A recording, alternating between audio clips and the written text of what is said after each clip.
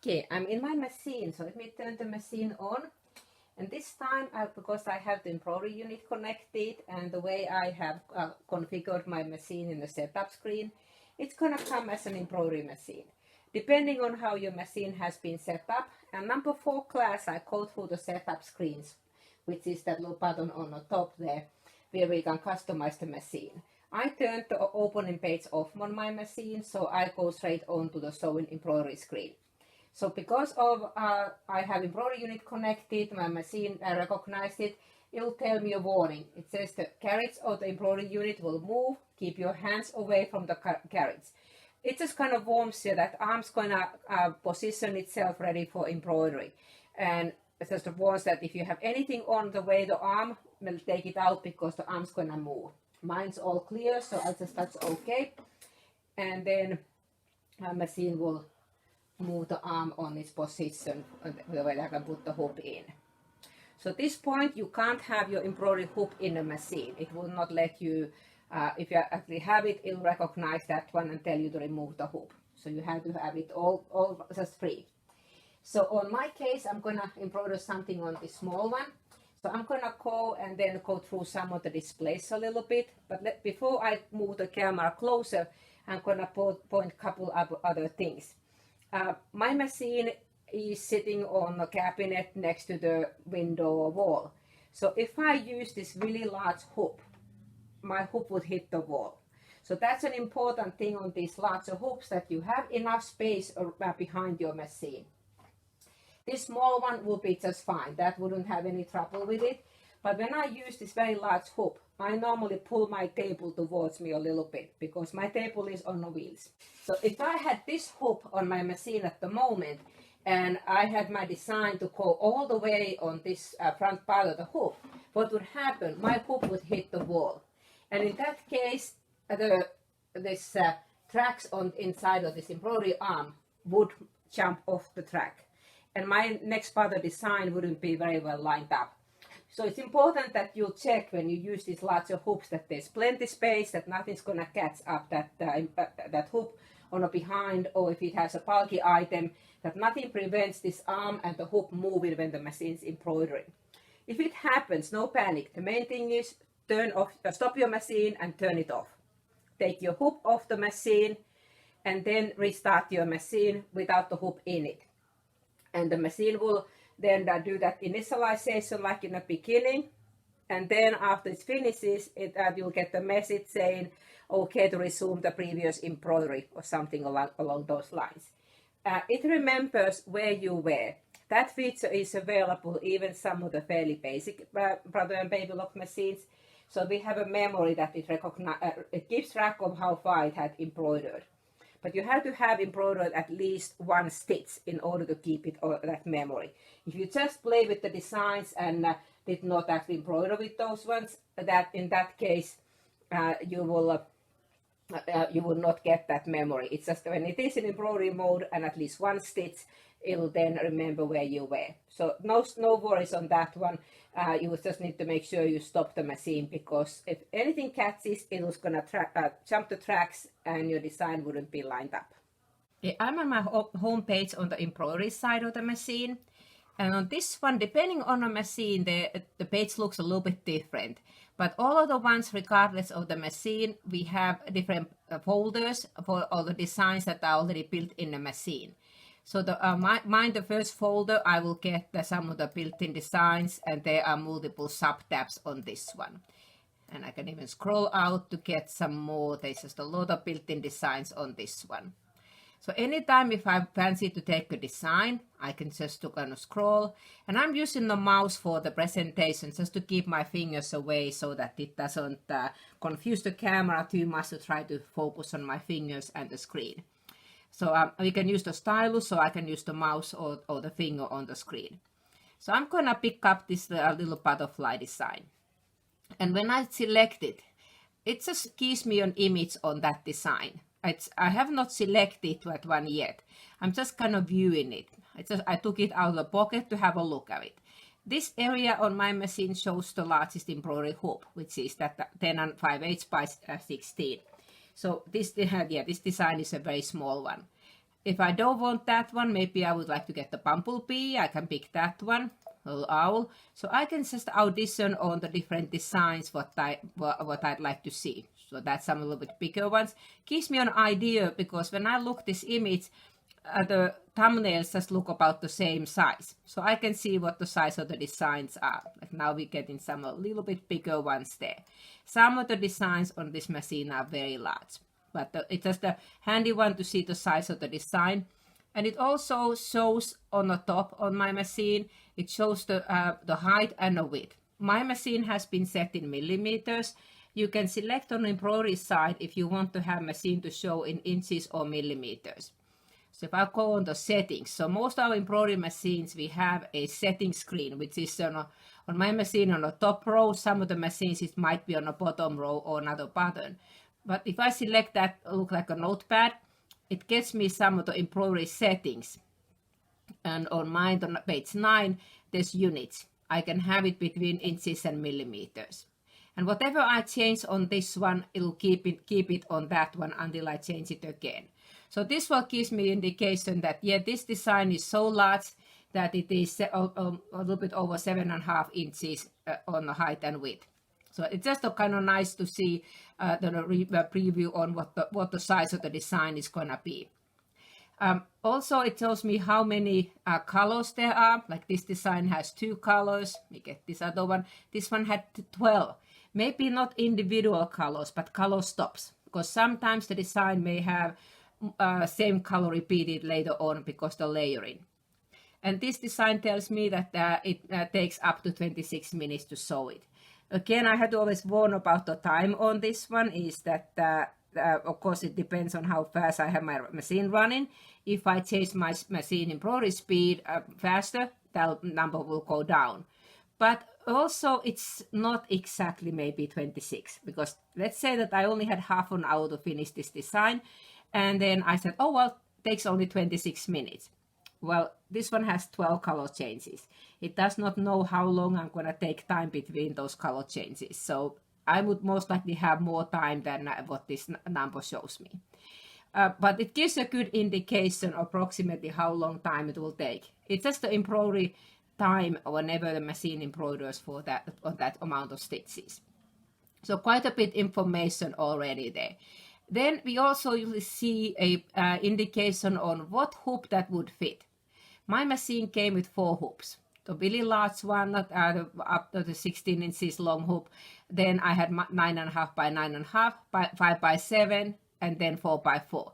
It indicates that this design would not fit onto those smaller hoops. I would have to use at least the 9.5 by 9.5. Well, I have also an 8 by 8 hoop. Well, those are extra hoops that I purchased for my machine, so they are not displayed on this one. It just typically has the 4 ones that come with the machine, or 4 most typical ones. This design, well, that still wouldn't fit onto my smaller one. Let me find one that is that little ladybug. That's a tiny one. That would fit onto, wow, it's even less than an inch in here. That would fit into a tiny, tiny little hoop. But definitely all of the hoops that I have. So lots of information there. Other things is also, if I'd like to see this design a little bit enlarged, I have a picture of a hoop. If I touch this one, this is how this ladybug would look like on my largest hoop.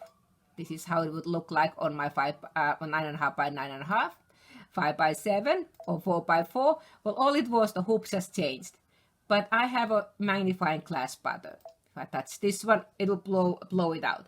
Well, I took the tiny little ladybug and blew it up on the screen. So you see almost every single stitch on that one. So yeah, that looks like an ugly ladybug, but when you embroider it, it's a very cute little ladybug.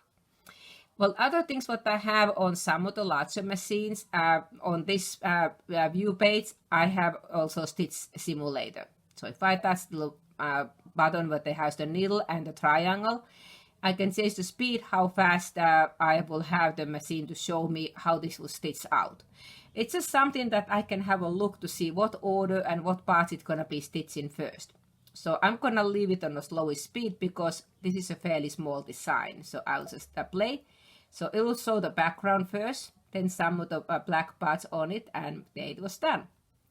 So let me maybe I pick up something a little bit more complicated, and I touch this little symbol again, and then I can do the play. Let me zoom out of here. That looks a pretty butterfly. So if I now play this one, it will show that the parts will be doing first the stitching and the order. This time I could maybe go a little bit faster speed because we have more stitches in it. Again, some of the larger machines we have the stitch simulator in it also.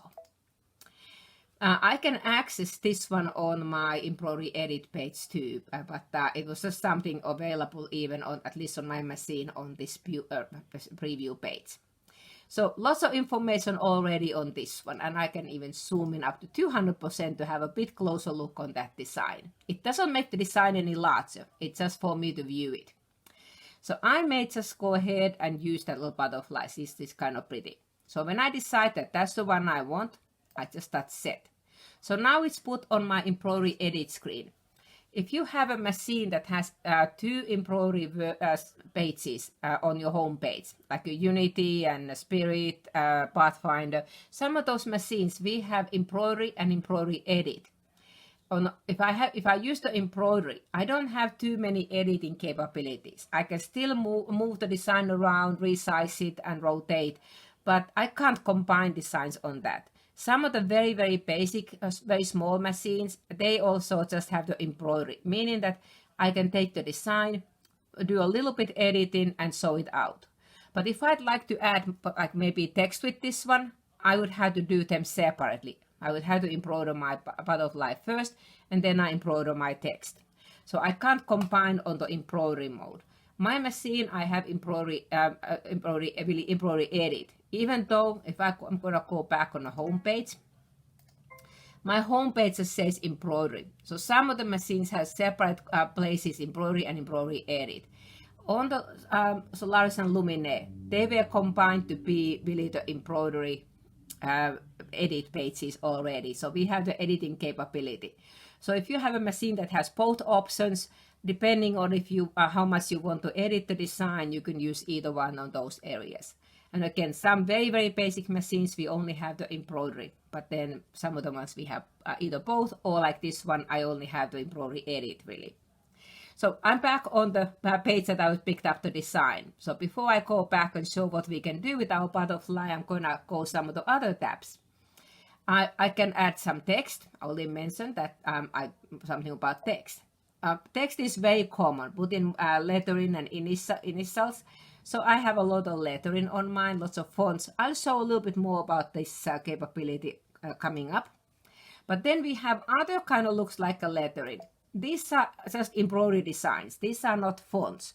These are individual designs. So when I select one of these ones, all I get is that design. It's not going to be the like a keyboard that I can type. So if I want to do monogram with this one, I would take the letter A and then add the maybe letter B, or whatever my initials would be. So I'd have to enter them individually. But these have some really nice, large, different lettering that I can do. They're great for like pillows or shower curtains. Then pretty much all Brother and Baby Lock machines, even the tiniest little ones, we have frames. And depending on the machine, we might either have 120 or 140 combinations. What it means, we have 10 shapes and either 12 or 14 styles. So on this one, I would first pick up the shape. Do I want to have a circle or square or diamond or oval or rectangle? Maybe a heart. After I pick up the shape, then I can pick up from either 12 or 14 styles for that one. So if I pick up this one, it shows me how that design would look like. So I can kind of audition to see what kind of shape I would like to have it around it. These are kind of special designs. These ones I can, even on a machine that has a fairly basic editing, I can enlarge these ones quite a bit, much more than the normal designs. Let me go back.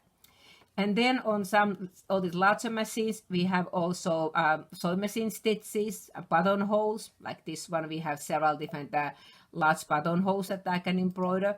These ones, if I pick up the buttonhole, they come large, medium, and small. I can still resize them a little bit on the sizing, but these are kind of major sizes. Even as a smallest size, This one is 2 inches, so they're fairly large buttonholes. The second tab allows me to add some embellishments around the buttonholes, or you can use this design just for fun because they are just tiny little designs. And the third tab on this group has the sewing machine stitches. And I can just scroll in there to see what those stitches are. A lot of stitches. Again, not all the machines we have the sewing machine stitches, but these bigger ones they do. So if I pick one, you really don't see too much. But what you can do with these ones is you can combine them, and instead of using the sewing machine side, we can have the embroidery machine to sew those ones. They'll be perfectly lined up. Go back. And then only on the Solaris and Lumine, we have some of the quilting patterns. I'm not going to go too much detail on this one. I do have some other classes where I do demonstrate these ones. So I'm going to skip back that one because that's only a feature that is done on the Solaris and Lumine. If you have a Brother Embroidery Machine, you either have built-in Disney designs or you can add the Disney designs. Other than the multi-needle machines, those ones we can't add the Disney designs. But on the household sewing machines, and including Persona, which is a single needle free arm machine, we can add the Disney designs. Some of the machines don't come then with built-in, but you can go iBroidery website. You have to register your machine, and then from the iBroidery website from Brother, you can purchase legal Disney designs. And my machine comes with a lot of them already.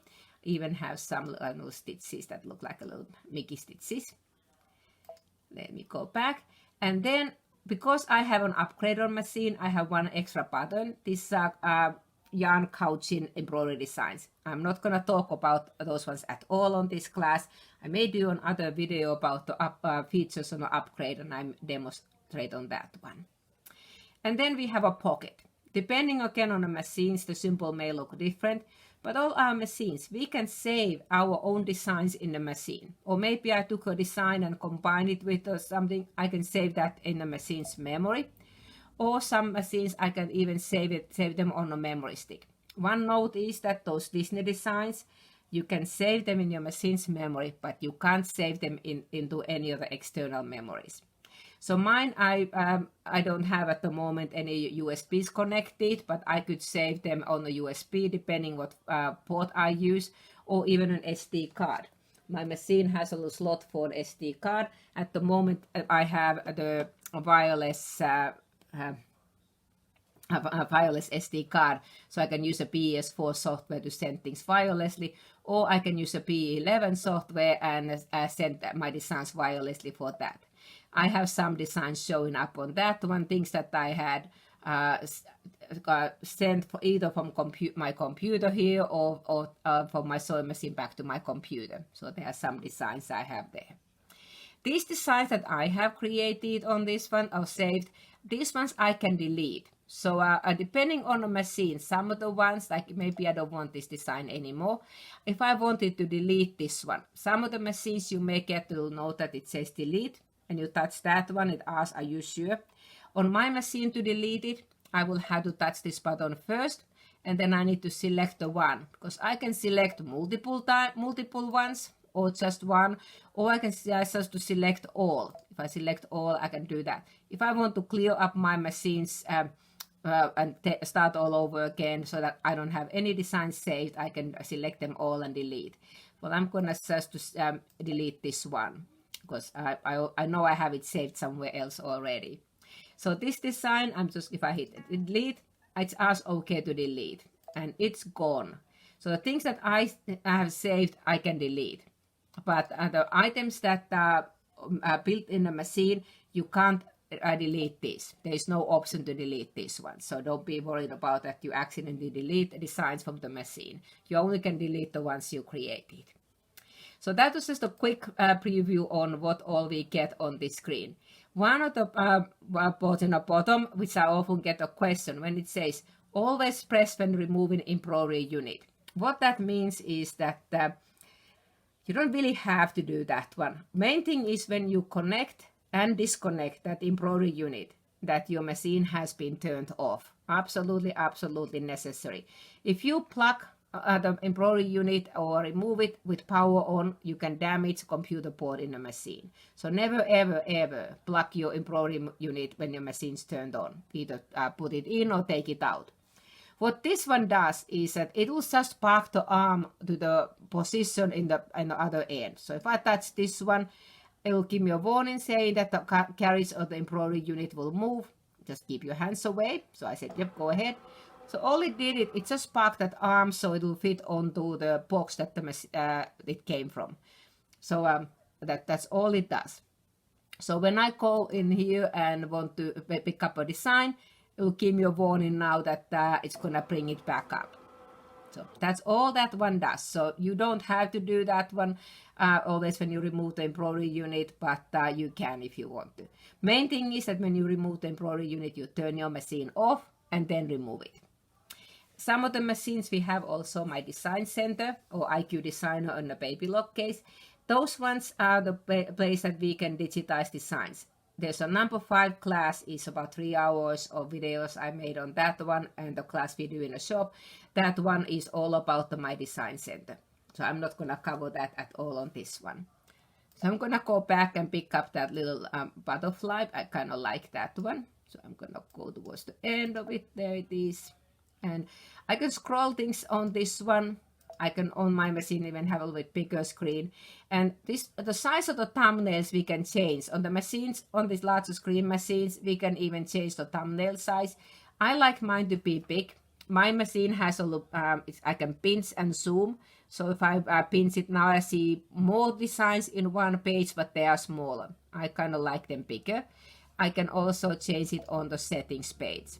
So there's a little thumbnail size I can have on my machine, 3 different sizes. All others than the Solaris and Luminaire, you'd have to change the thumbnails on the settings. On mine, I can just pinch it on the screen. So I'm going to pick up that little ladybug again, set.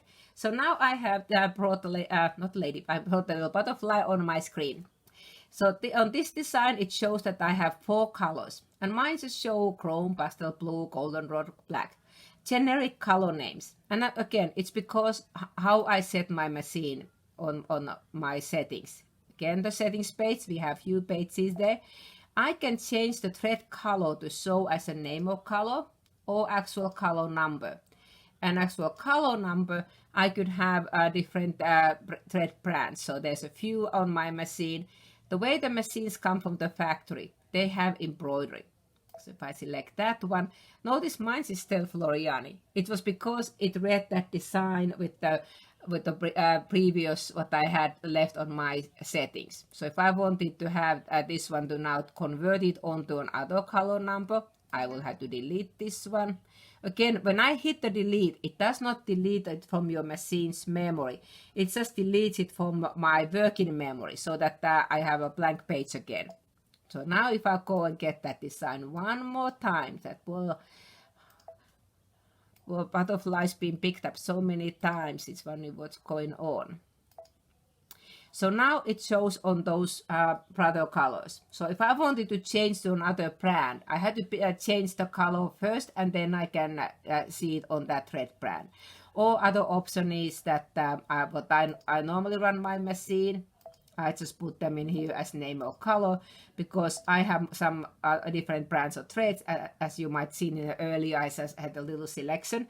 So that way I can pick up the white on any of the thread brands I have. If I don't want to have a light blue or other, I just put the colors I want to have. The machine is really colorblind. You don't have to follow what it tells you. It doesn't complain if you put the black away that says white. It just may look an interesting looking butterfly. Well, we have a lot of editing capability. No matter what embroidery machine you have, some of the ones you see the symbols right away. On mine, I need to click the edit button. So I can resize any of these embroidery designs, other than some of the Disney. Disney is kind of special. We have very limited editing capability on the Disney designs. And that's part of the license between Disney and Brother. Well, this one now, and it shows the size on the height and the width of my design. So I showed it early on up on the top screen, but also now it shows on this one. I can proportionally make it a little bit bigger. And when I say little bit, it only went up to 20% larger. Reset takes me back to original size. If I touch the proportional smaller, it goes down 10% smaller. Because on this mode, all it does is it just reduces the size of the design, but does not reduce the density. So it does not recalculate the stitches. So that is the reason why we can't make it any smaller than 10% from the original size, because otherwise it will be way too dense. Or if I make it much larger than 20%, it will be so open that it wouldn't look like really pretty design. So that is the reason why the default in here only lets you resize it -10 plus 20%. Some of the smaller machines, that is the only capability we have. You can always take embroidery software. Embroidery software is kind of great equalizer kind of. Even if I had a more basic machine, I can do so much with embroidery software that I can then edit the size and make it larger that way. But on the machine, that's my default. Some of these larger machines, we have an extra option. I have beside this button that was highlighted, I have another that looks like a zigzag. When I select that one, now it just tells me, can I put this back to original size, angle, and position? Whether you change it or not, you always get this message. So I said, go ahead, put it back in the center, original size. So now on these ones, I can resize it quite a bit more. I can go down to 60% of the original. See, now we have really, really tiny. And when I can't get any smaller, it kind of beeps me like that. Nope, that's as far as I can go. Reset again takes me back to original. Or then I can go up to 200% from the original size. So I have a lot more capability on this one. Because on this case, it does recalculate my stitches. So now my butterfly is over 4 inches on the width and a little bit over 3 inches high. I could also squash and stretch the butterfly or any designer I have. So if I wanted to have it a little bit squashed up, I can do that one also. So we have a proportional or non-proportional. Again, reset takes me back to 0. And on some of the machines, you may see got a little dots in there. I could just take those dots and pull them out that way too. So that's just another way to resize it. And then I have arrows on the bottom that allows me to nudge it. I can move it just a little bit. I can always move it on the screen too. So I can have my my butterfly fly around on the screen. If I wanted to put this back in the center, I will just touch this little dot. So now it's back in the center position. So let me close this window. The next one, I have a move button. Well, I already showed that I can move my design just on the screen, just touching the screen. But the move button, all it does, it gives me those same arrows as I had on my previous screen. But this one, it shows how much I had moved it from the center position, either on the vertical or horizontal position. So if I move it further this way, it will show that I have moved it almost 3 inches from the center to the left. So I can move this way. If I put the dot in there, it puts it in the center position. Then rotation. Any of these embroidery designs, I can rotate clockwise or counterclockwise, 90%, 90 degrees, 10 degrees, 1 degree, and some machines even 0.1. Again, not all the machines we have this one.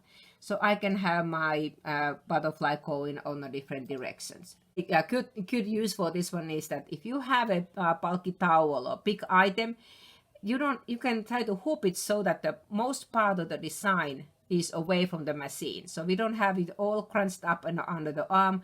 That way I can hoop it kind of sideways, and all I have to do is rotate my design 90 degrees counterclockwise.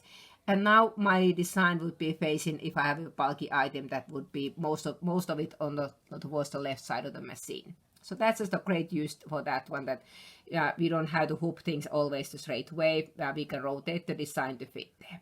And we still have the same arrow keys that I can move around here too. Well, one note was that if you had rotated, or let's say I rotate this design a little bit, and it shows the number how much I rotate. So if I had rotated that design, and then I went this size, and I go on this, change any of these modes, it will tell okay to reset the pattern to original size, shape, and position. So you see, it will put it back there. So you may want to do your resizing first and then rotation after, because otherwise you'd have to redo the rotation. That's why I guess they have it first. Some of the icons are not available for this design, and that is just because this next on my machine is a grouping icon. Well, I only have one design, so there's nothing to group. So depending on what your designs are, like some of the ones I may have some text tools, well, I don't have any text. So those ones that are grayed out, we don't have that one available at the moment. But things we have available, any machine, we have a mirror. Again, if I have a Disney design, that mirror is not available because the Disney text wouldn't be, if you mirror that, it wouldn't look right, because they all have little text that says Disney in the bottom of them. So this one just flips it vertically, so I can have it flip both ways. Then other ones what we have on this one is a copy. Again, not all the machines have that feature. If you don't have this feature, but you have embroidery edit, you can always go and add and get another butterfly. On mine, because I have the copy, it really is duplicate, because it must copy and paste at the one time. So now I have two butterflies on my screen. And the one that has the red box around, and I often get questions, what's that red box? How I get rid of it? I said, you can't get rid of it. It just indicates that that design is selected. So see, if I select this other one, the box moved. That means that now if I use like the move buttons, I'm moving that butterfly. If I touch the other one, now I'm moving the other butterfly.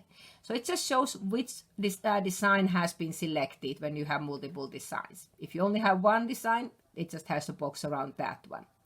So I can select by touching on the screen, or I can use the select buttons. So I can just go either left or right on my case, because I only have two designs there. So I can select one at a time. But my machine, and again, also these bigger machines, we also have multiple selection. So that button beside the select button has a rectangle, a circle, and a triangle. And I select that one. It allows me to do multiple selections. So I can select both of those ones. Or then I click this or none. If I want to select all, if I had lots of butterflies or lots of designs on this one, I can select them all at one time. So here's, I can just select all, or I can go to pick and choose the ones I want. Or then if my designs are kind of overlap enough that it's hard for me to click it on the screen, then and I don't want everything, I can use the select button to select the one I want and then select that way. Or if I want to unselect something, I can just set the reset on that one.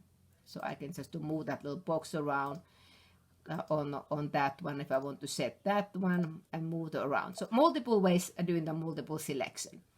Now that I have selected two of these ones, I'm going to select that. I can move them as a group, and I can center them as a group. That's okay. But now that I have two boxes around, two items selected, I can then group them. So now I have one box around it, so it is one unit. So in this case, now I can't resize it, I can move it, I can rotate them as a group. So it kind of lets me do quite a bit editing on the screen. Something that we used to be only able to do in the embroidery software. So that one was multiple selection, and then this grouped. If I want to ungroup, now I have boxes on both, and I can just now select it just to individual. Okay, so the next one what I have on this one is grayed out, because that is related for the lettering. So I'll come back later when I talk about the letters. So let me skip that one. But then we have a button that looks like a keypad. Well, this one allows me to make really a lot of butterflies or whatever design I have. So let me delete one of these butterflies. I only want one. So I'm going to touch the delete button.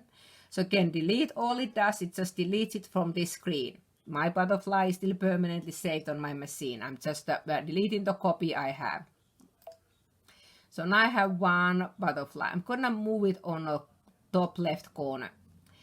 And then on this one, when I select this border function, this icon, I can multiply these butterflies. I can may have a whole row or columns about it.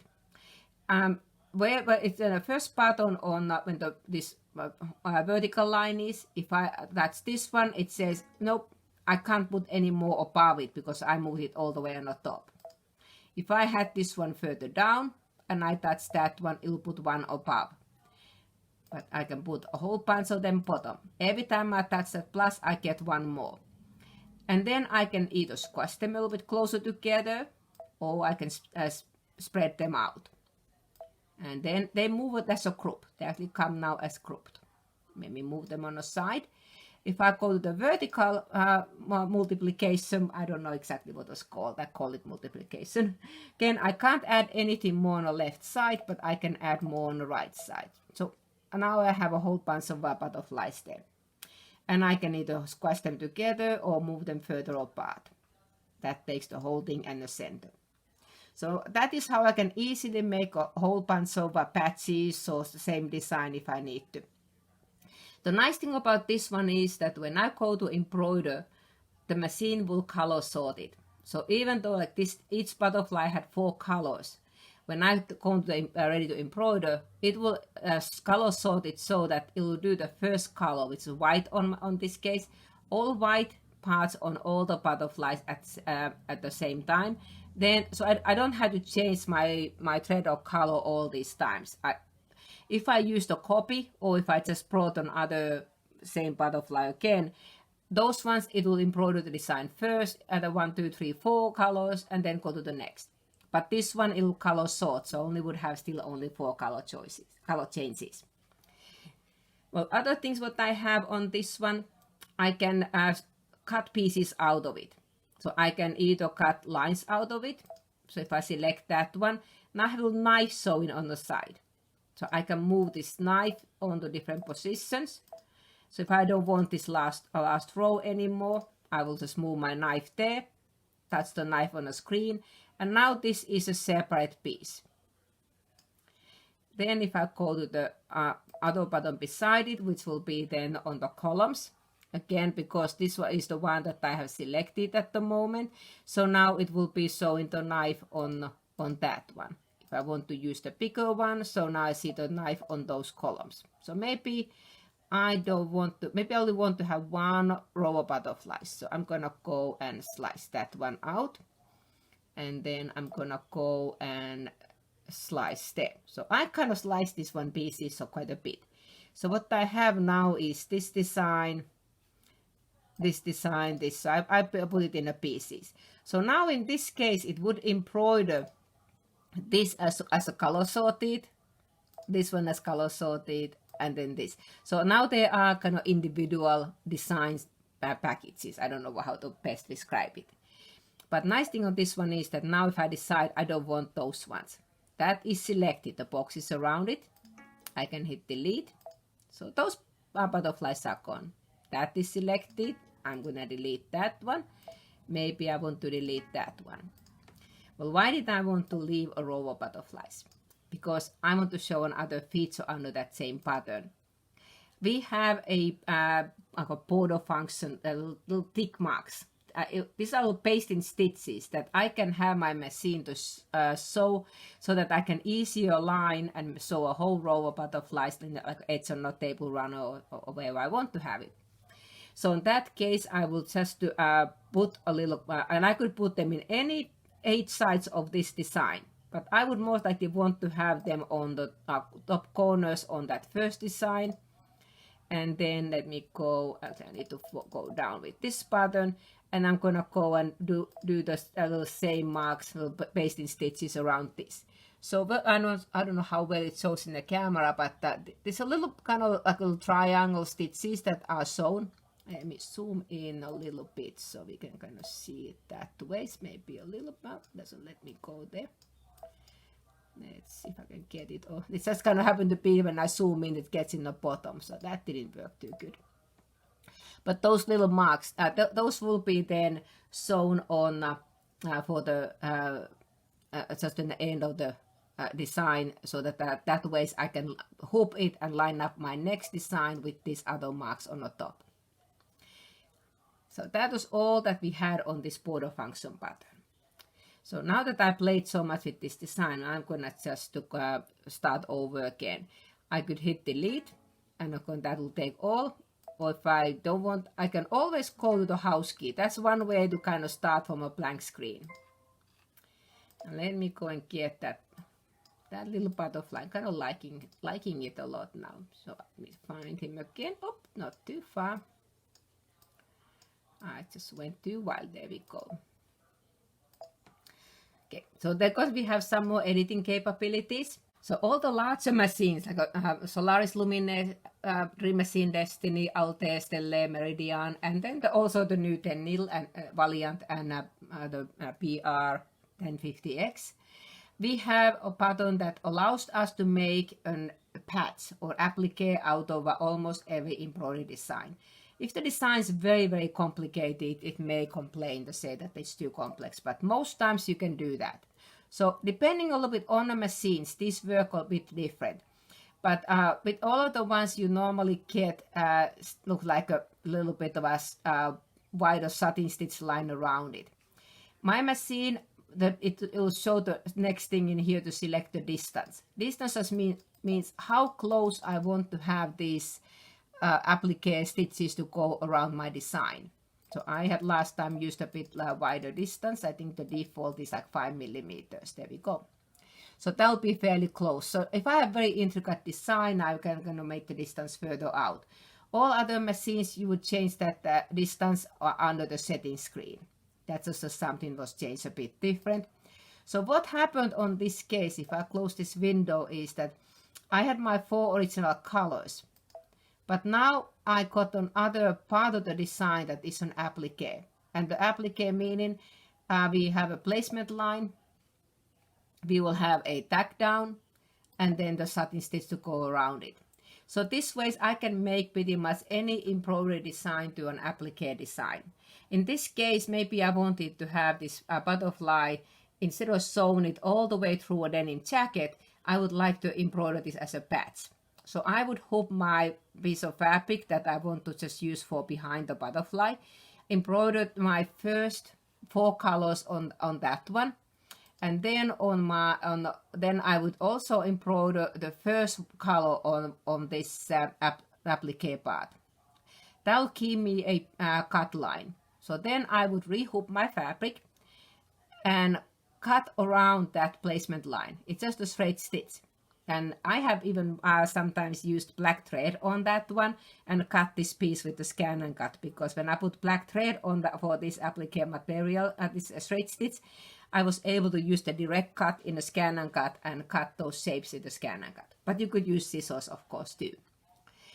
And then after that, I would hook my main fabric that I want to applique this design, embroider the next stitch in, which will be then the placement line. Really the same design as we had before. It's just a straight stitch. So now I know where to place my pre-cut shape, and then after that one was stitched, then it will do the little satin stitching around it. So that is how I can make a patch. So that again, that was a feature that we have on this one. Well, now depending on the machine, the Dream Machine and Destiny, I believe the Stelle and Altair, I think they work the same way, and Meridian. If I touch it again, you'll get another one, like on also the Solaris and Lumine. Some of the other ones, I think the earlier software versions on the Dream Machine and Destiny, it actually toggled it on or off. But on this one, we just get multiple ones. And on Solaris and Lumine, I can actually change the distance on the second pile of stitches different than was my first one. On the all others, you'd have to go and change the setting first and then add another one. So you could add multiples if you want. Okay, so then color. Of course, machine is colorblind, so I don't have to necessarily tell what colors they are, but I can maybe close this one, and I'm going to delete some of those designs in there. I'm going to start so that I don't have all the applique pieces. So kind of too confusing, have too many things in there. So I'm gonna get that little same butterfly again. So on this one, like I said, I had just shown on basic colors on this one, just the generic names. I can always go on to the color change screen by touching the color on my machine. Again, depending on the machine, some of the ones you have to actually touch that under the edit screen, the little spool or thread. So I can select on the different thread brands on this one too, but then I can change the colors. And I can either have it one to be as say the 64 color chips or 300 or my custom colors. So I could, if I just, let me see, maybe I don't want this to be white. I'd like to have it maybe wild green. So it will just show that that part of the design will get now changed to a different color. So you could audition your thread colors, maybe having a red butterfly. Ooh, that looks really ugly. I'm gonna do reset, takes it me back to original. So I can play with colors that way, just to audition different colors. I can also then have my, again, these larger machines, we either have color shuffling or color visualizer, depending if it is Baby Lock or Brother Machine. In this one, I can have my machine to suggest me colors. And again, I can pick up the thread brand that I want. Let me go on to the Floriani one, for instance. So I would like to now maybe just to have it, let's do a gradient. And I'm just gonna hit that start. So this was just kind of a use that what my first red color was there. I was just gonna show in that here's all the kind of a more tone on tone. So now I had kind of a different color there. And if I hit refresh, it'll just give me other choices on that one. So just whatever, and I had picked up some different color ones in there. Or I could manually pick up certain colors. Let me pick up that little teal on there. So now it kind of uses that color for giving me sort of a kind of a gradient colors for that thread. So you can use the color visualizer for that one on the gradient, vivid, that will give you the brighter ones. And some of the upgrade gave us also on the Solaris and Lumine that I could just say that, yep, that is, yep, that's the one I like. So I need to touch the favorite ones. I can kind of tell that these are the ones I like. So then if I look at favorites, I can see those ones that I liked. Return again. Some of these features are only available in the Solaris and Lumine. But there's lots of things that I can play with the colors, just with the color shuffling. Oh, and then so some of these ones are then just for the lettering, and my machine also has an alignment. But then we have on again these larger machines, we have instant stipple, and then we can take the shape into design center. Number 5 class, I demonstrate those ones. So I'm not gonna go through on this one. On Solaris and Lumine, we also have redo and undo. That is something that's not available on any of the other machines because it's just added only on these machines. So if I accidentally did something I didn't like, I can redo and undo. And then if I want to add more designs, I touch add, and it takes me back onto the home page for the embroidery side, and I can pick up another design or text. That can be a design I created or I downloaded. But I'm gonna go and add some text. So I will select the fonts button, and I have all kinds of fonts on this one. And I'm just gonna take the first one. So I get the keyboard, and on the keyboard I get the capital letters, small letters, numbers, other characters, and then some of the international letters. So maybe I will just do a BC, kind of be simple on this one. These ones are at the moment, they come as a large size as a default. I could select small, medium, large. So now depending on the machine, this may work a little bit different. On some of the machines, when I change the size, it will only change your last letter on that one.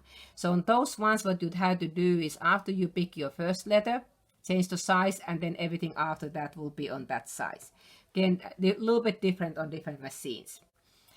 Several of our bigger machines, we have multi-line text. So I can touch the enter key, and then I can enter, let me see, like 1, 2, 3. I'm going to be very boring today. So there's another row on the text. So I can do multi-line text on several of the bigger machines too. And I have letter editing. If I realize that I misspelled, I can go and just to put my cursor on that spot, or I could use these arrow keys to move my cursor on the spot I want. So maybe I realized that B was on the one that I wanted. I can hit delete. So it really is a backspace. Kind of you put the cursor after the letter you want to delete, and then we can go and put on other, maybe I want to have a capital letter there. And maybe I want to have a capital letter on this one too. So I can still edit the text instead of starting from the beginning. And then because I did multi-line text, my machine, I can have these ones either left justified, right justified, left or center. So I have even that option. I can change the spacing on these ones if I want them a little bit further apart. Again, I'm working just the top row at the moment on this one. If I go on let me close this one. If I go to the bottom row, I can do that one too.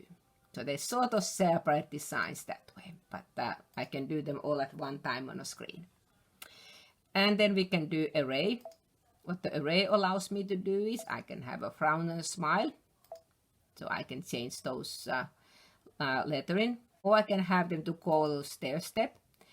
And this one changes the angle on the stair steps. So I can just go, and if I hold this one down, they will eventually go sideways. Kind of on the stack on top of each other. Takes a little while to do that one. I'm just holding down the button. I could have kind of go tap, tap, tap on it, but I'm just holding down this button. I'm using my mouse. So now they kind of change in the stair step to the opposite direction that they were before. And eventually they will be going on top of each other.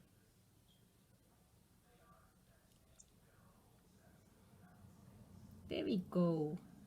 Slowly but surely. There we go.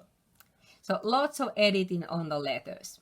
Well, after this one, I could still kind of, again, now depending on machine, I can even change the fonts if I fancy to move another font. Maybe I don't like that font on that one.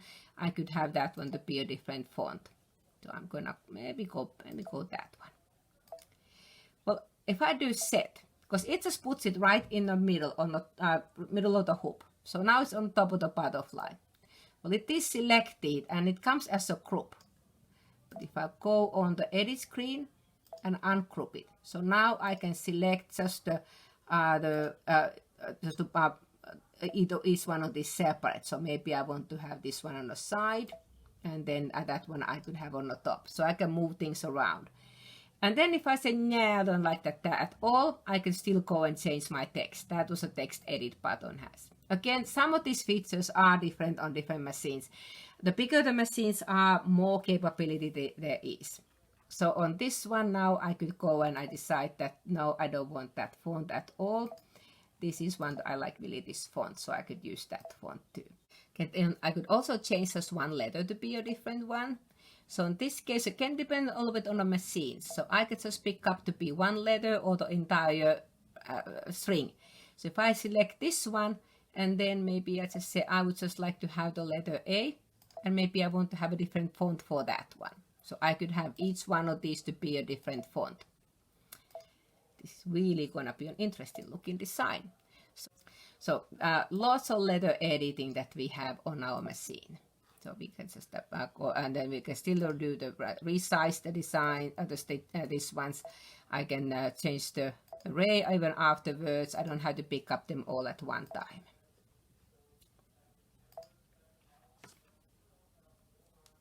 And because I have now font selected, this one I also can change the density.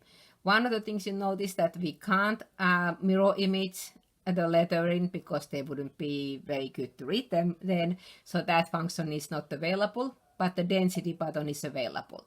So I can have a little bit of adjustment, plus minus 20% if I want to have my stitches be a little bit denser or not so dense. So I have a little extra option for the letters. So the fonts have and your normal embroidery designs have just some different functions. So sometimes you may have some things available and other times they are not. Well, I'm not going to embroider that silly looking lettering, so I'm just going to delete that one. So again, whatever is selected, so that's the one I'll be working on. So I will delete that one. Well, after I get the design, the place and the shape and the size I want, then I want to embroider it. So on my machine, I'm going to touch the embroidery screen. If I want it, I could save this design also on my machine's memory or memory sticks, or then in my case also for the wireless. I'm not going to save this one, but I could if I wanted to. So I'm going to just touch the embroidery. So now in this case, if I move this item, I still can move it. If I had hoop on my machine, my hoop would also move. Well, my hoop is still sitting on the table on beside the machine. So I don't, nothing happens. But if it recognizes that I have the hoop, it will move it there also. But this, I have some more editing I can do on this screen. So I touch again, some machines it will say edit. On some of the newer ones, it will say layout on this screen. So we can either move it on a screen, or I can nudge it just a little bit. And it will show how much I moved it off the center. Let me put back in the center at the moment. And then I can rotate the design. Kind of same functions I had on the previous screen, but now I can still do. But this time now, if I had the hoop in the machine, the design would move also. And then on, again, not every machine, but all the larger ones, we can add basting stitches. And what the basting stitches mean is there'll be a box of around under this design. And if I close the layout, and you'll see the very first color, now it says black color, and it has a basting stitch. They're about 1/2 inch long stitches. These are great if you if you embroider on the towels and you want to hold the topping down. So that way, it's just to add the basting stitches, it will tack it down. Or if you use a sticky stabilizer that you just stick your item onto it, well, the sticky stabilizer doesn't hold it super tightly. So I would then want to run basting stitches around it also. So on this one, how far it puts these basting stitches around the design is defined in the settings. Again, if I go to the settings screen, there are some of these embroidery settings we have, and one of the ones on there is embroidery basting distance. The default is 5 millimeters or 0.2 inches. And most times it is just perfect, but if my design is so large that it barely fits onto my hoop, so if I add on other 10 millimeter box around it, because 5 millimeters around all sides, that would mean that my design maybe wouldn't fit on my hoop anymore. So in that case, I could maybe set my setting even to 0. Only problem is that in that case, your embroidery design will most likely stitch over your basting stitches a bit, but you can still pull them out. That's the only time that I would change it from the default. But it's a great function to have. Just one little note about this one. Let me go in there and turn it off. So if I had moved my design and then I touch the basting stitches, some machines, it will pull it you back in the center. On my machine, it allowed me to put it in this one. But some machines will actually pull it back in the center. So on those ones, what it means, you want to add your basting stitches first and then move the design. But mine is actually a little bit different on this one, because it will let. Again, depending on the machine, there might be a little bit differences. Then I'm going to skip the snowman. I'll show that a bit later. But then we have, again, some of the machines, I have monochromatic pattern. What that means that instead of me having, in my case, 5 colors, actually, let me turn off the basting stitches. And I'll put the design back in the center too. So on this case, when my original design has 4 colors, if I touch the monochromatic, my colors are all grayed out. It still says the same color numbers or letters on that one, but it will embroider everything from start to finish at one color. So no stops at all. So you can make any embroidery design to be a monochromatic very easily. Of course, other option is when it finishes embroidering the color, you just won't change the color of the thread, you just continue stitching multiple ways. But that just makes it easy. Then, again, some of the larger machines, we have a color sort. Well, on this case, I only have this one design, so nothing would happen. It wouldn't do any difference. But if I put 2 of these designs, let me go back, and I'm going to just to multiply this one. So I have 2 butterflies now. And the important thing is that they're not overlapping. Then I go to embroidery screen. This time, if I now embroider this one, I would have a total of 8 color changes because it will embroider the first butterfly and then the second one. If I touch the layout, color sort, and then close it, it color sorted this one. So it embroiders all the white on both of these ones, all the blue on the next one. So that way I only have the original 4 color changes. So that was the color sort test. If these designs are overlapping, it can't do that one. It's a smart color sort, so it doesn't mess up the internal order of the design. It will just allow for multiple designs if it recognizes that they are same colors, and they have to be exactly the same colors to do that. Let me go back and I will delete one of those butterflies. So quite a bit edited. These couple other, I will show the snowman a bit later. The very last one in there is only on the Solaris Luminaire Dream Machine Destiny, and then we also had it in the past models of Elissimo and Quattro. That one is the camera connecting function that I can use the camera to do a continuous design. I will do a totally different demo on that one because it takes a few steps, but it is an amazing function. Well, then we have a couple other bottoms. On the bottom, I can still save in the memory. And then if I want to go back and edit, I will just return. It takes me back on a previous page. So I can scroll, go back and forth the editing and the embroidery screen. Then there's a button that has scissors and a tension. On this one, I can change the tension temporarily for this design. If I was gonna embroider maybe part of this design, or maybe like the first color, if I want to use a metallic thread on this one, I would then go ahead and change my thread tension to not that low, about 3 normally. That's most times that the metallic threads that I use. I go for the 4 to 3. Then when I'm finished that color, I will go back to the default 4. So within the design, I can change that one. But then when I'm finished this and I go to embroider on take another design, it goes back to the default 4. So it's kind of temporary change. If I want it more permanently, either tighten or loosen the embroidery tension, we have a button under this settings key that we have embroidery tension. And it goes from 0 to -8 to +8. So if I wanted to loosen the tension a little bit, and that is a top tension because that's all we can do in a computer. The popping tension, that one is always just a little mechanical, or depending on what popping case I use. So if I wanted to loosen the top tension a little bit, I could maybe put it -2, and that way it'll keep it permanently on this one. I mean permanently until I would change it again. So these settings will stay there until I change them again.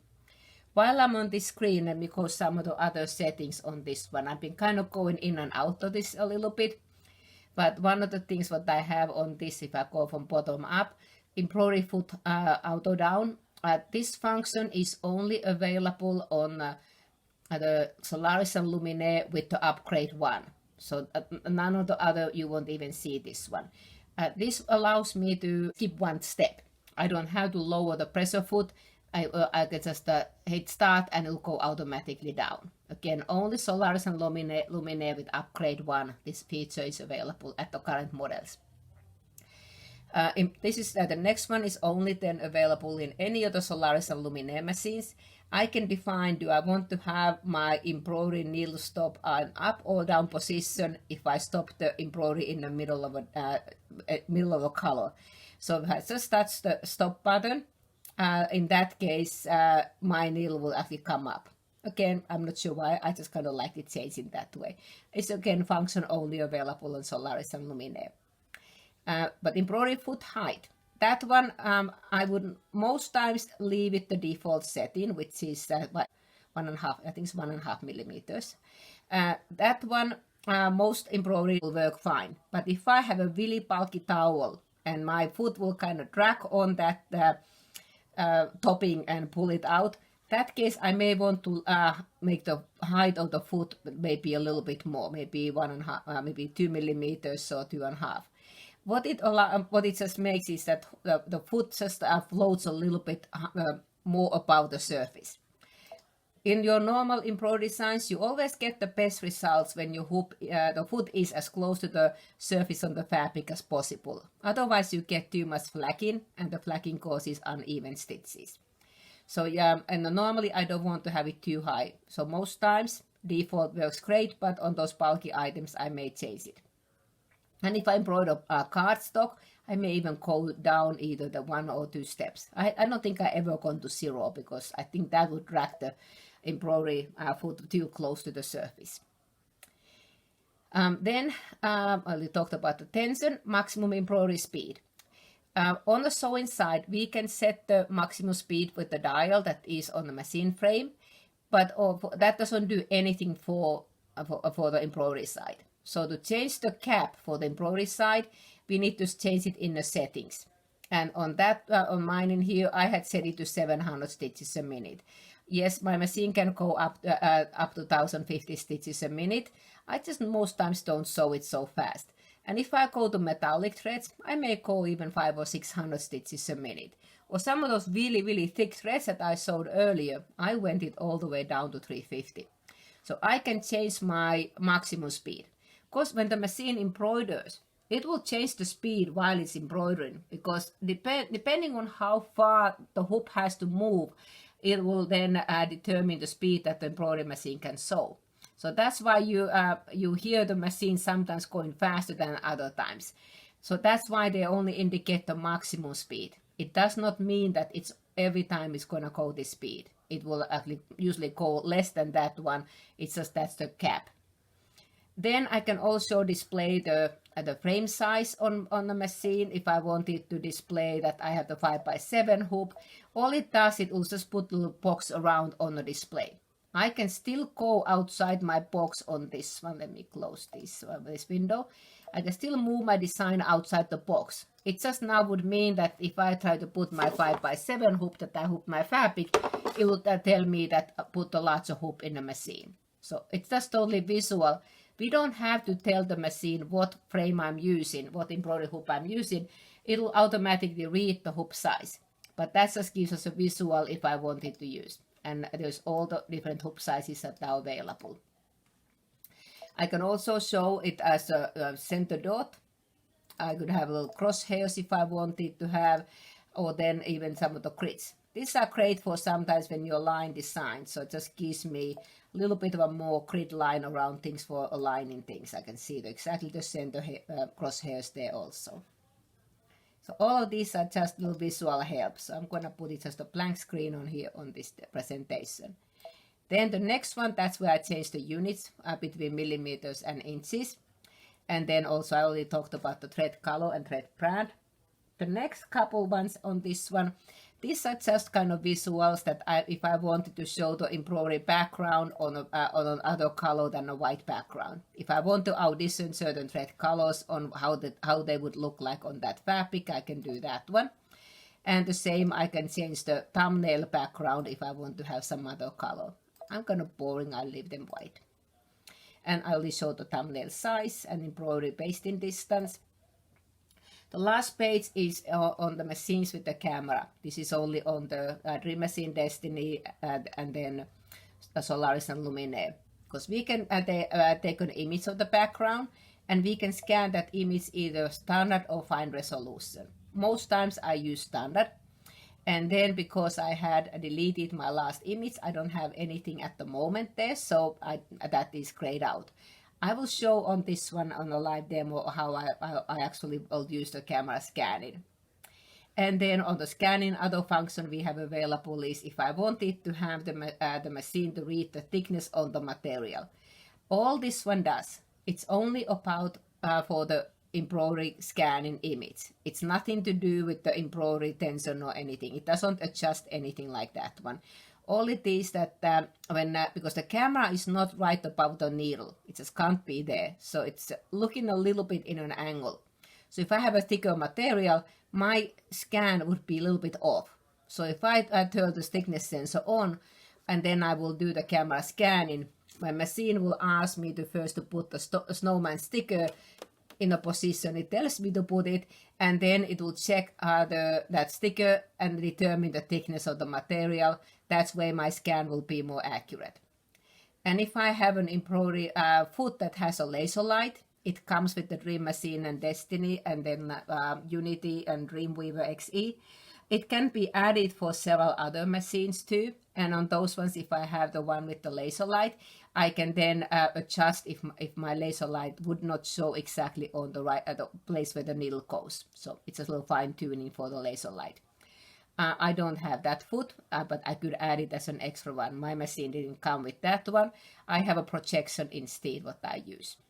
So those are all the kind of embroidery settings that I have in the machine on the settings side. So anyway, so on this button, I kind of went off the tangent a bit, but you can temporarily change the tension on here for the design. And then I have a couple trim buttons on this one. I normally want to have my machine to trim the threads in the end of each color. But if you for some reason don't want to do that, you want to manually cut them, you can turn it off. Maybe handy if you do quilting in a hoop and you want to have longer tails. So you could turn that one off, the machine would just stop, and then it will let you to cut them manually. Other times that I do turn it off is if I use bobbin work, really thick threads in a bobbin for embroidery. That's when I want to turn that one off. If you have a Dream Machine, Destiny, Unity, Dreamweaver, there's multiple machines that has built-in embroidery bobbin work designs too. Those ones are special designs for the bobbin work, and on those designs, it will automatically turn your color trims off. So, and you can't turn it on. They have lots of safeties built in. But if I use a design that is just a correct work design or quilting design, and I put heavy thread in a bobbin, I would then definitely want to turn the end color trimming off, that I don't cut that really heavy thread because it could jam the cutter. And then most of our larger machines, especially, we have a jump stitch cutting, and we can lengthen the jump stitch distance. So if I don't want to have to cut very short jump stitches, I can lengthen it. The default is 5 millimeters, which is a little bit less than 1/4 inch. I can't make it any shorter. So anything that if my jump stitch is less than that 5 millimeters, it will not cut those ones. So those ones you'd have to still manually trim with your scissors. I can make it larger but not smaller, or I can turn it totally off too. Then I have a button and a bottom also and sometimes it might be some other position, but mine is on the bottom. This one allows me to forward and backward on stitches. It's like a needle minus plus. And at the moment it shows on the top that on this design, it shows the size, and then yes, it will fit in all the hoops. And then at this design has 4,269 stitches, and I'm at stitch 0. Stitch 0 is not yet a stitch in the machine. It is just a center position on that design. When I start stitching, that number keeps updating on the when it processes on the stitches. It will also show how many colors I have on this design, and then how many minutes will take. So those top sides in there will keep updating while I stitch. On the larger machines, we even have a little bar across that shows the progress of the design. But then if I wanted for some reason to skip some stitches, I can go forward, then 1 stitch, 10 stitch, 100 stitch, some machines even 1,000 stitches at a time. So now when I touch a plus 10, I went 10 stitches on that one. Where I often use this one when my thread breaks, but notice I said when, not if, because every once in a while the thread may get caught or wears out and breaks. So in those cases, I will just then rethread the machine and go back at least 10 stitches. Most times you have to go a little bit more back because the sensors don't right away recognize. So I can go back and forth on stitches, so I don't have a gap on the design. 0 will take me back to the 0 stitch. That I was at 100. Then that's a 0. It takes me back to the 0 stitch, back to begin on the design. I can also skip colors. For instance, on this design, we close this. If for some reason I wouldn't want to embroider that white color, I want to go straight on to the number 2 color, I can use these arrows Some of the ones they show a little picture of a spool of the thread and then plus and minus. Mine, I'm just gonna go and I can go to the next color. So that way I could skip colors on this one too. Or I can just check to see what colors I have in there. So, okay, and then next one what I have on there is a position on my needle when I will, and if I have used a laser light on the hood or the projection, where my needle would be pointing. The default, there's a little kind of hard to see little green plus sign in there. That's in the center of the design. It's the mathematical center on this design, because that it shows that's highlighted.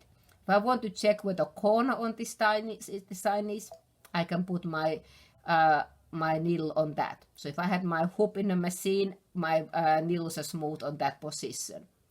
And these are great whenever if you use that border function to line up for the next design, because you can check each of the 8 sides plus the center on where the location of that design is. And when I put my hoop on the machine, I can even have it do a little trace when it just traces around to see where the design goes. And of course I can still save it in the machine's memory. So let me move the camera and then I will show a little bit on the embroidery. I'm gonna be ready for embroider, but I don't have at the moment any thread in the machine. So let me first put my popping thread, and I have that bottom line, superior threads popping at the moment. So I will put that one in the machine before I put my hoop, because it's much easier to put the popping in, otherwise I take my hoop out. And the way these hoops go in, we will slide these ones on this machine, they slide in.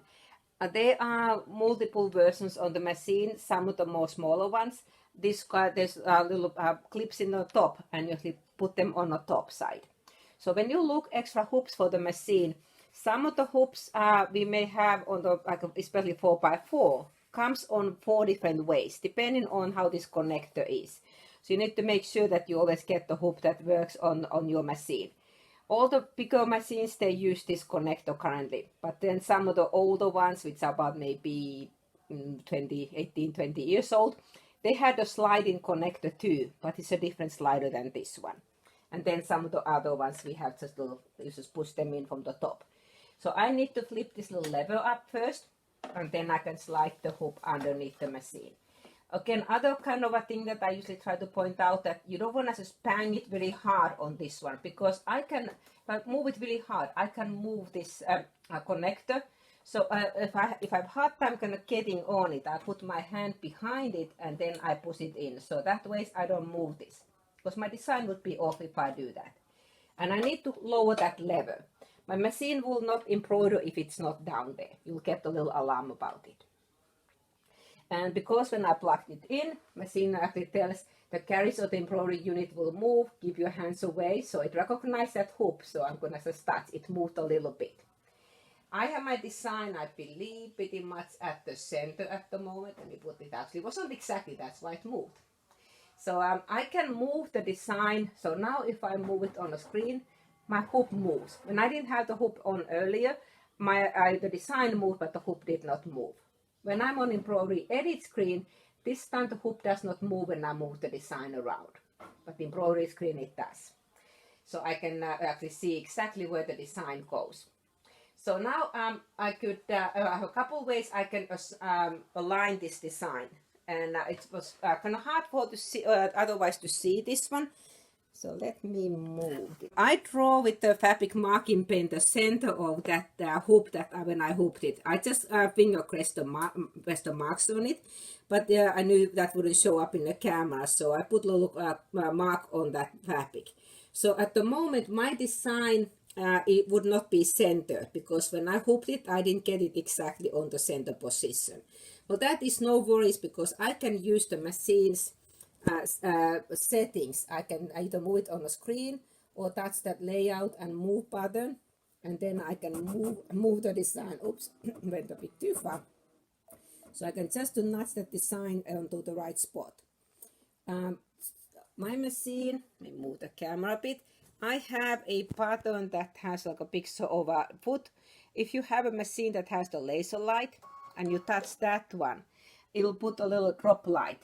Mine kind of dims the lights a bit, and I get a little T. that is just a projection. So instead of having the laser on mine, so I'll have that. So now I can move these arrow keys and nudge it exactly on that so that I'll have it perfectly centered. So I didn't have to try to use the hand wheel and get the needle on the place. So that is one way I can get my design in the right spot. If you have a machine with a camera, then we can also use these little snowman stickers for positioning. Then on the Altair, Stellar and Meridian, we have a cool feature. We have the app. And on the app, we could also use the snowman, or we could just use the camera to on your smart device, whether it is your smartphone or iPad or iPod. We can take a picture of that hoop and then have the design lined up this way. I can't use that. I can't demonstrate that on my machine at the moment. So I'm gonna use the snowman that is available on a Dream Machine Destiny and Solaris and Luminaire. So what the snowman sticker allows me to show is if I place my, again, I had earlier marked my design to go there, but maybe I'd like my design to go, let's say, on this position, but not straight up. Maybe I'd like to have a little bit in an angle. So what I did on this case was I put my sticker, the belly button on the snowman is the center of the design, which I earlier used the little crosshairs that I had marked on my hoop. But then on the angle where the head points up, that will be the top of the design. So if I put this one, let's say if I put it upside down or sideways, it'll be rotating my design on that angle and position on that position. And this sticker has been used quite many times. It may not work. And I kind of partly want to use that to show that if, at some point those edges get too curled up and it doesn't work anymore. So then you just have to get the new sticker. So I only have prepared a couple special extras in case that doesn't work. So if it gets too old and curly, then the machine will tell that I can't recognize it, so I need to start anew. But you can use them multiple times. On my machine, I'm gonna attach the layout, and here is that same snowman button. And it just kind of asked me that, can I put the design back in the center? Well, yep, go ahead. Actually, that's where it is. It just always asks this one.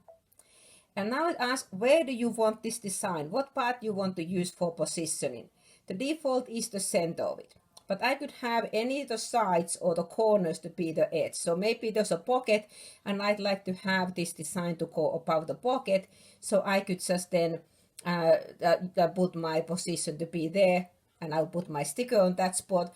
Then it would align my design above it. But now I want to have it centered because that's where I put my sticker.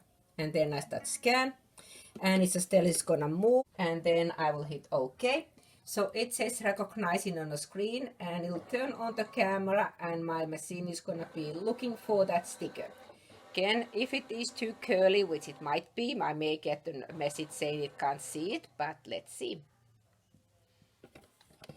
Oh, looks like it's quite happy about it, still smiling at me. And it just says, yep, I found it. It says remove the positioning mark. And when I take it out, actually I see that my butterfly was rotated and moved. And it was moved exactly on that spot that I had put my sticker in the machine. So that was just kind of showing that another way that if you have a machine with a camera and the snowman, I can use the sticker just to align where the design goes. So it just reminds me that I need to take the sticker out before I start embroidering. So this still works, but it's getting the point that I need to throw it out and get me a new one. Well, one more way to check on the machines that has a camera, or then the ones that has the app. So let me put my design back. It really doesn't matter where it is. I'm just going to put it back in the center and also rotate it back in there. Okay, really didn't matter where it is, but I can use the camera or take a picture of it. Again, if you have the Stellar, Altair or Meridian, on those ones what you would want to do is take the picture of that hoop with your smart device, send it to machine, and then you'll have the image. On this one, I have a camera, actually two camera symbols. The one on the top row, all this one will do is to put a live image. And it kind of tells me that in order to use that, I need to lower the pressure foot down. So in that case, all it would do is just to give me a kind of a bird's eye view of that design. So on this one, I could use this live camera also for positioning. So if I move the design a bit out the way, so you can kind of see those crosshairs around there. So I could use this one also for positioning the design, just, like I used earlier, the projection. So we have multiple ways on the machines with camera. So I guess I was just going to hold it too long and it goes too far. So I can get my design lined up this way too and change the angle too. But then other ways I can use is I can take the image scan the background, and on this case I will use this other camera, and when I hit the scan, because I have turned on the settings side the fabric thickness sensor on, it now asks me to put this Snowman sticker, and it tells exactly that I need to put it upside down and in a position where it wants me to put it. What the camera will then check is the thickness. It will see the what projection on this snowman, and that will determine how thick my material is, because the camera is looking a little bit in an angle. So I just get more accurate scan. That's all it is. I really wouldn't need it on this thin material, but I want to show how that would work. It's great one for thick towels and quilt sandwiches. So if it is a Dream Machine and Destiny, you would see a picture of the image on the screen, the live camera, and it will show the little box where to put the design. On my machine, I have the projection, so I need to move the camera on the hoop, and hopefully it shows there. It's kind of hard to get that little image to display in the camera, but there's a little kind of a projection on that spot. I know it doesn't really pick up in the camera, but it just tells me that I need to put my sticker on that position where that my projection shows, and this sticker is definitely getting old. And then when I'm done that, I will touch OK, and it is checking that positioning on the sticker, and it may give me a sad face because that sticker is definitely getting old, but let's see if it's still happy. I like the way it kind of smiles in there, and yep, it's still smiling at me. It says detection was success. And just to remove the sticker, and then press start to continue the background caption. So let me move the camera, take the sticker out, and I touch OK on the screen. So depending on the size of the hoop, it may take multiple scans. This one was a small hoop, and the luminaire has a pretty large scanning area, so it went quick. And what I have on the display now in my machine is the background image of it. Again, if you had Stellar or Altair or Meridian, you would have taken an image on with your smart device and send it to the machine.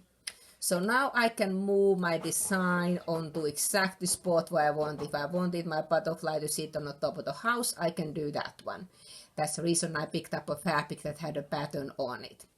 And if we go return on this one on the edit screen, I can even zoom in a little bit so I could see even better where this design goes. And if I don't want to have it there, I can even touch this one and rotate it a bit, the angle I want, and I could resize it and move it where I want to have that one. So that's a great way to put the design where I want to. So now this time, if I'm happy with the location, then I will just lower the pressure foot and hit start. So my machine, actually the light is already green because I had to upgrade one on mine, and I don't even have to lower the pressure foot on this machine. It will when I hit the start, it will lower it automatically. I don't have any thread on the top, so I'll have to rethread my machine before I can start stitching. But before I continue on that one, we mention another little point. I do not have my foot pedal connected. I disconnected my foot pedal because we don't need the foot when we are embroidering. It actually is better not to have it connected because sometimes the vibration can cause a bit confusion on it, and if it kind of vibrates a bit loose in that jacket, it may stop the machine in the middle of embroidery. So I normally unplug it. Not always, but if I remember, I unplug it. So again, it shouldn't really hurt, but sometimes it can be a little bit of trouble. So that's the reason why I had unplugged mine. Okay, we go ahead and thread the machine. So my first color says it's white, so I'm gonna use somewhat white. This is a Floriani thread, and I often like to use that thread stand if I can, so I don't need to use those scabs. And then important when you thread the machine that your pressure foot is up and your take-up lever is all the way up, meaning that my needle, if I touch the needle up and up down position, that way it lines up my thread in the take-up lever in the right spot.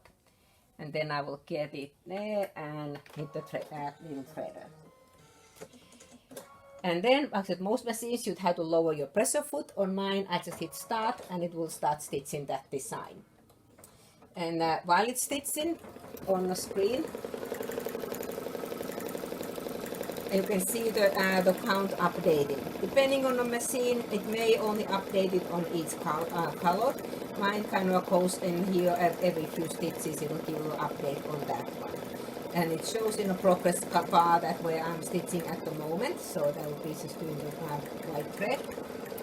And this is how I put my thread on a machine, and I use the lead all often on this machine for kind of storing my spools and extra pieces.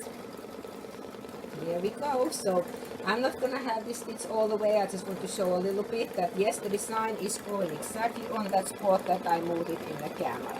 So multiple ways to adjust the location where I want to have the design to go. Okay, it's approaching the end of the first color. So after it finishes, it'll tie the stitches and then we'll cut the threads. And it is ready for my next color. So it lifted the pressure foot up, so I will change the next. I know my machine tells to put light blue, I'm gonna put the light lavender again, because that's how I feel like it. Well, instead of me pulling the thread backs, never ever pull your threads back. What I mean, let me move the camera a little bit. I don't wanna pull them back. I will go and clip the threads on the top. And then I will take the thread from the front and pull it through this way. Yes, I will lose a little bit thread, but it will save a lot of hassle later on. Because if I pull the threads backwards, the check spring on there that kind of checks when the thread's going there, could easily get bent. And then you would get constantly a upper thread breakage message on that one. So just to save that one, it's gonna sometimes feel like you waste a bit of thread, but it really is worth it. That way I only pull the thread on the direction that is meant to go in the machine. So the machine, it will automatically stop at each color change, unless I had turned it on to the be monochromatic. So now I thread it for the other one, and it's ready to go for my next color. I don't have to do anything special on this one. Lots of times when if it's a first embroidery design that people are doing, lots of the questions I get is, well, what do I need to do? I need to start something in the screen? No, all you have to do is thread the machine and continue for the next color.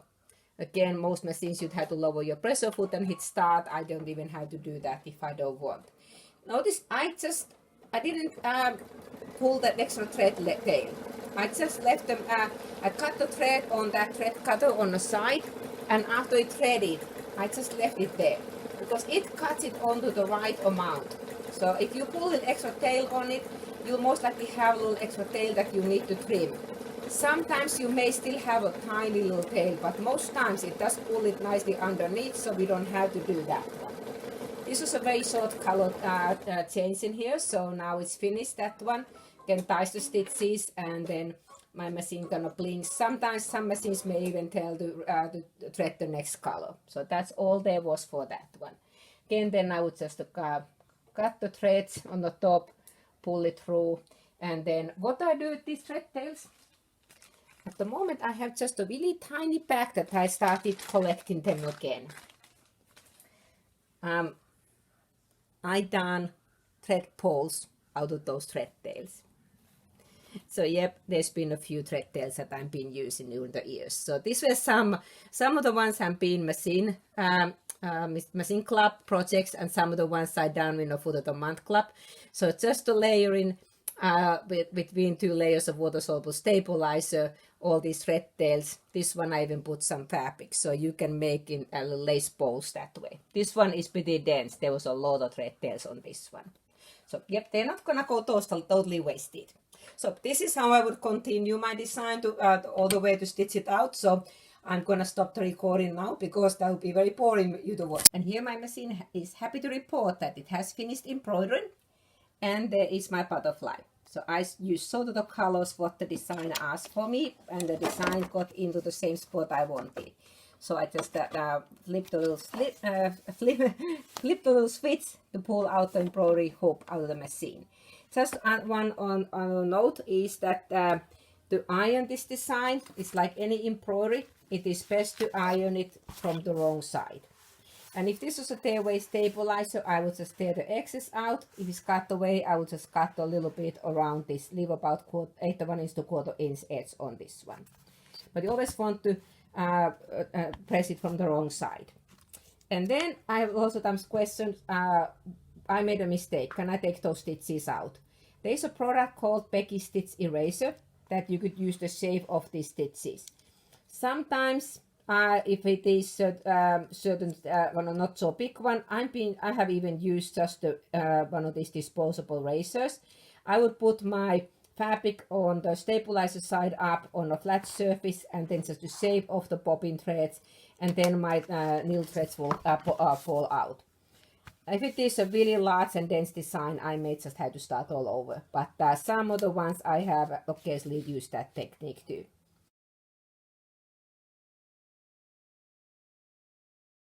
I'm gonna show one more way to position in a design if you have the Solaris and Luminaire.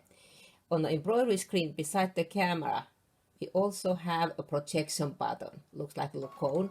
So when I touch that one, my hoop moved a little bit, and then the design is projected at the moment in the middle of the hoop. Well, this red box just shows what the area on the projection is. So here's that my butterfly being projected on my fabric. And I can change the background color because depending on what fabric I behind, I could use a little bit lighter background. I'm not sure which one of these shows best in the camera. I can see them pretty well on my fabric in any of these. So if I now wanted to move this butterfly to another spot, so I don't have to take a picture of the background, I can just see exactly where it is projected. So in that case, on my screen, I would use the arrow keys to move the design. If I put my finger or my stylus on the screen, I can move the red box in the area that I want to have the projection to show. So maybe I'm going to move the design just a little bit. So now I move the design a little bit. So I can just adjust it. I'm going to now touch the arrow keys on the screen to move the butterfly in the place that I'd like to have it. So I would see exactly on the spot it would go. So that's another great feature for positioning the designs in the Solaris and Luminaire.